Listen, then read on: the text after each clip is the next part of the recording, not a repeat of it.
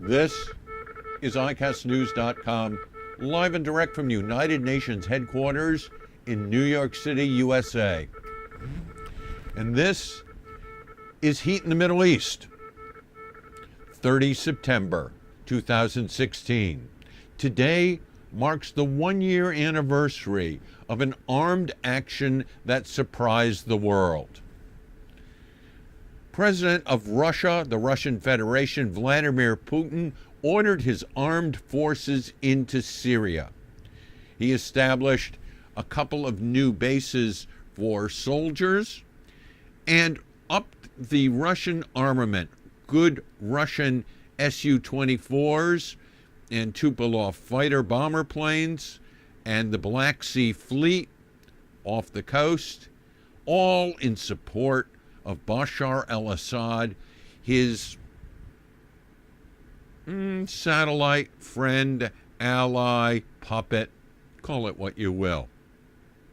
When the Russians surprised everyone by sending in their own forces to secure the rule of Bashar al-Assad, the President of the United States warned, Russia will find itself in a quagmire.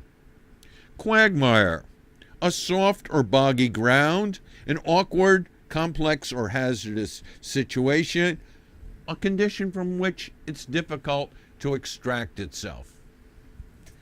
Well, it certainly isn't a soft or soft ground. In fact, it's a very hard place. Syria has turned into a hard place, and if one were to judge from what was going on this week, the hard is getting harder.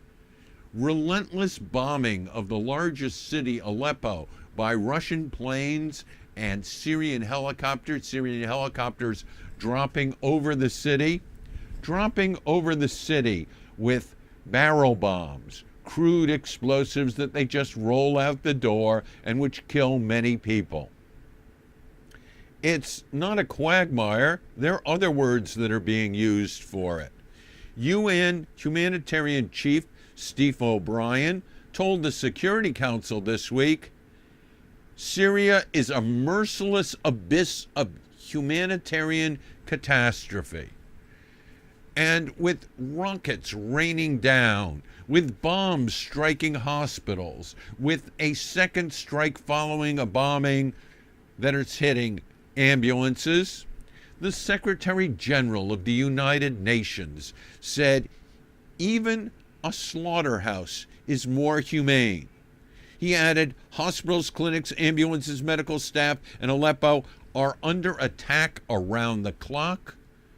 Within hours, the WHO has just reported, that's the World Health Organization, that of the 338 people killed this week, 100 were children, and more than 800 people were wounded. This is certainly more than a quagmire, unless the direct inference of quagmire is to remind an American audience of Vietnam, which was a slaughterhouse of its own. This summer, there was another reign of terror in Aleppo, and one little boy, little Omran Dakish, stunned and shocked, sitting in an ambulance, became a worldwide symbol of the horror of what was going on in Aleppo. Omran became the face of the very harsh regime that was being visited upon Aleppo. His face was on the front of most newspapers across the world. And in mid-September, the Secretary of State, John Kerry, and the Russian Minister of Foreign Affairs, Sergei Lavrov, worked out a cessation of hostilities that was to last for some 7 days, after which there was to be a group effort, a sharing of information on how to hunt down the al-Nusra Front, how to hunt down ISIS or Daesh, whatever you want to call the Islamic State in Syria and Iraq. There was great pushback from the United States Defense Department. The cooperation never happened. Right now, with bombs raining down on Aleppo, with destruction approaching the levels of things remembered in the Picasso painting and rendering of Guernica, one we think about because it's behind the United Nations spokesman's position and the stakeout. The Secretary of State is threatening this week to call off negotiations with the Russians, saying this is no idle threat. The Russians, on their part, are saying that the United States is backing terrorists. That's because the two sides have two different priorities. The United States wants first there to be a no-fly zone over all of Syria and wants the Russians to enforce it. The Russians want America to make good on its promise to separate the forces, the so-called moderate forces that it supports, from the al-Nusra Front. Neither of those two things are happening, and people are dying. The bombing continues.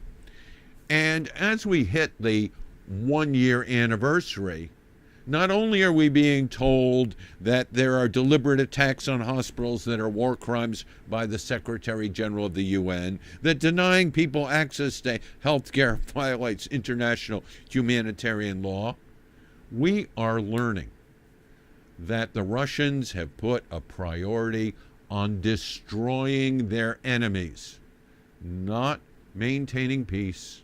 They're doing everything to keep Bashar al-Assad in power.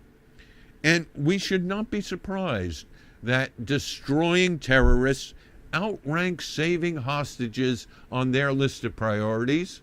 They've shown us the same kind of brutalitarianism with their own peoples in the south of Russia, in attacks on Chechnya, and in their actions in the Beslan school siege. Right now, a week of constant bombing of Aleppo may be the preparation for something bigger and worse, something harder and harsher, not a quagmire, not a boggy land. There are some 10,000 Syrian troops massing around Aleppo.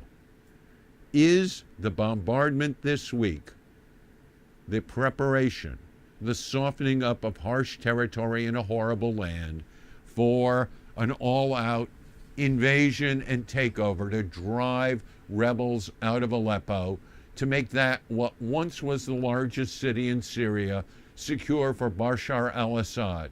In other words, a year and a few days on, is the thinking that at least the western part of Syria, thanks to the Russian armed forces, is going to be consolidated for the status quo government of Mr. Bashar al-Assad?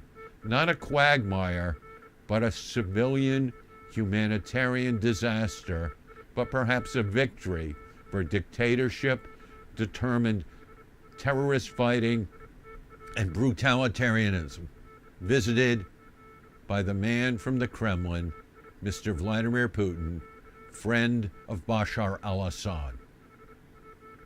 For ICASTnews.com, live and direct from United Nations headquarters in New York City, for Heat in the Middle East, I'm John.